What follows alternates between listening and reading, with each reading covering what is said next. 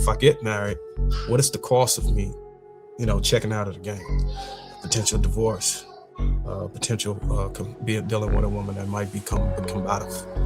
Because we can argue that in the beginning, everybody can check all the boxes. And it's just in my experience, I think people been married for 5 to 10 years on here probably can vouch. Over time, the person that you're dealing with could be unbecoming of a wife, or there's. If y'all want me to stop, I'll stop. Go ahead. I think it's rude to do that, but go ahead. No, go to her, because she sounds like she got a lot to say. Go ahead. Bohemian, did you want to give a little bit of context as to what was going on with those face expressions? Nigga, every time we talk about marriage, you always have to talk about divorce. No one, like psychologically, we cannot think about marriage without thinking about divorce because people keep doing it. Every single time one of these men on the internet that want to be internet famous gets on marriage, they have to talk about divorce and combative women. And I'm like I was cool. Like y'all saw me, y'all cool. And then, you gotta think about divorce. And then combative women, people that don't want to submit and be cooperative. We could just talk about marriage.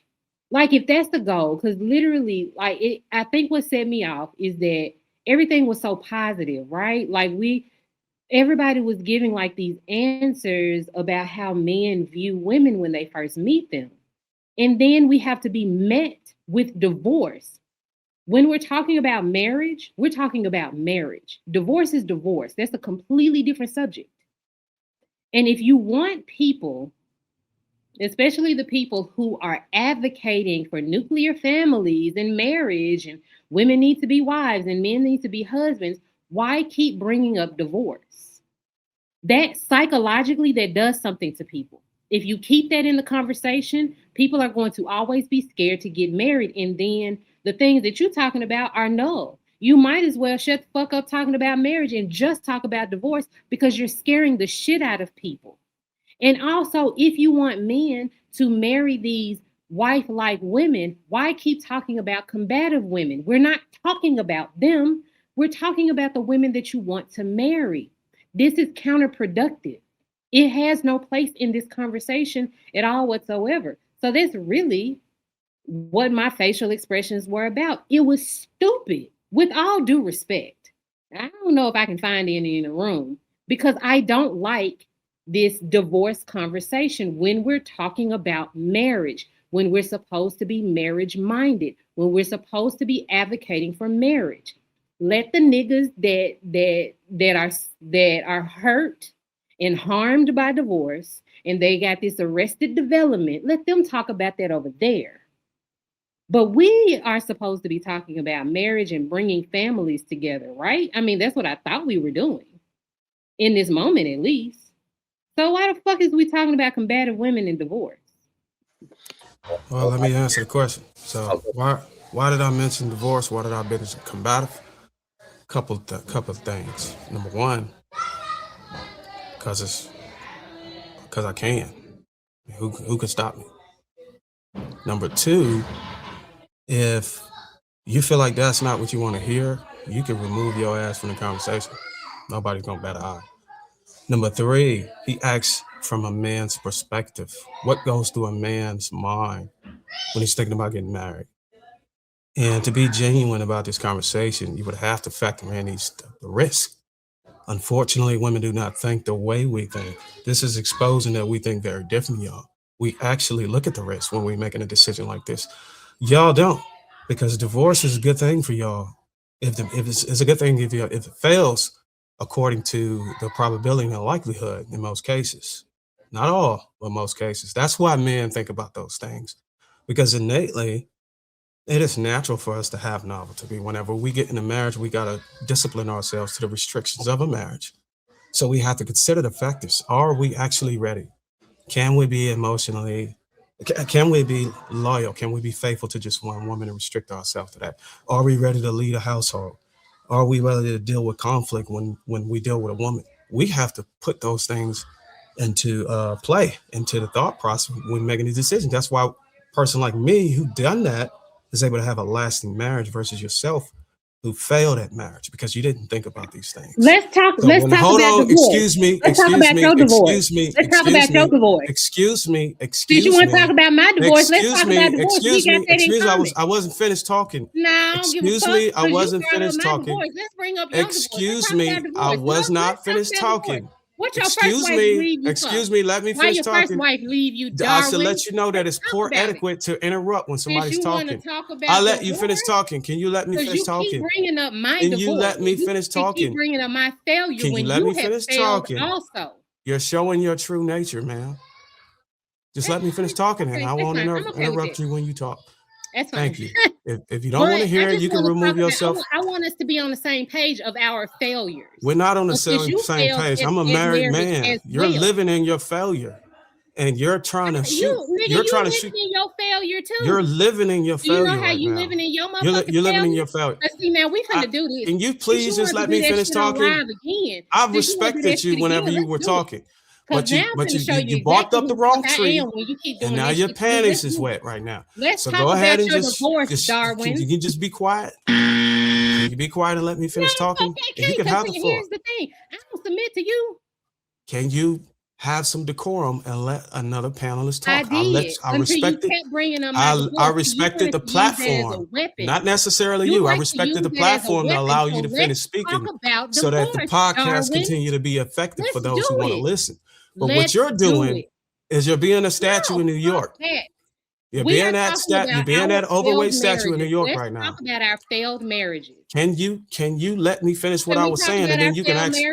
Can you let me finish what I'm saying, and you can ask me questions about failed marriage? No, because you brought up me and my failure. So I'll let you go ahead and talk. You go ahead and talk.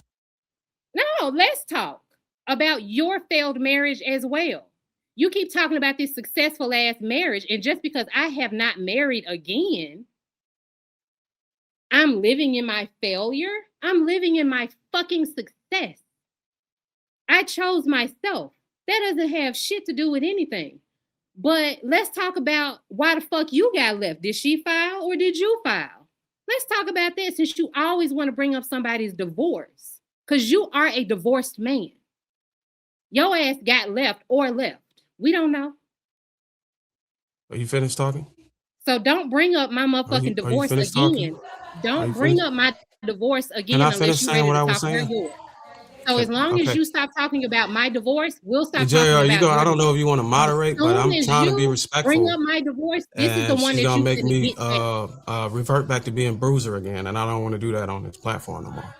I turned over a new leaf. Okay, so let me finish saying what I was saying. So to summarize what I was saying, when you ask a question in this nature from the position of where a man has to give his perspective, it's important for some of the women to just shut up and listen.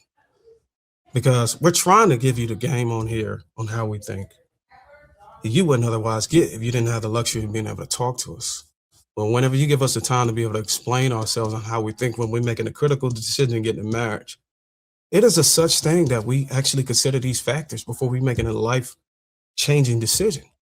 And whether or not we can actually deal with a woman based off of what she's given us is important. And we know that a lot of women be on their representative in the beginning whenever we're trying to select and vet them out to actually seal the deal at the altar. We keep it a space in our mind to be able to compensate for the fact that she might change up on us.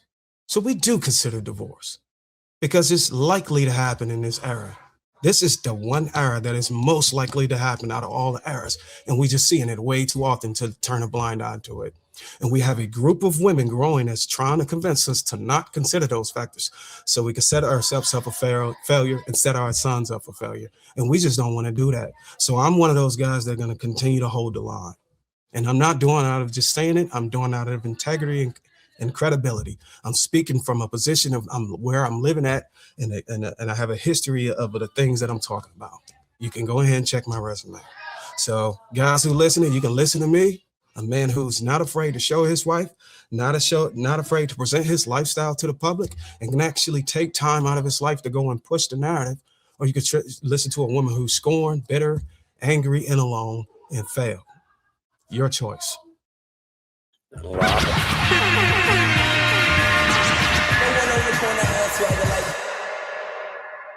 don't want to attack Bo at all.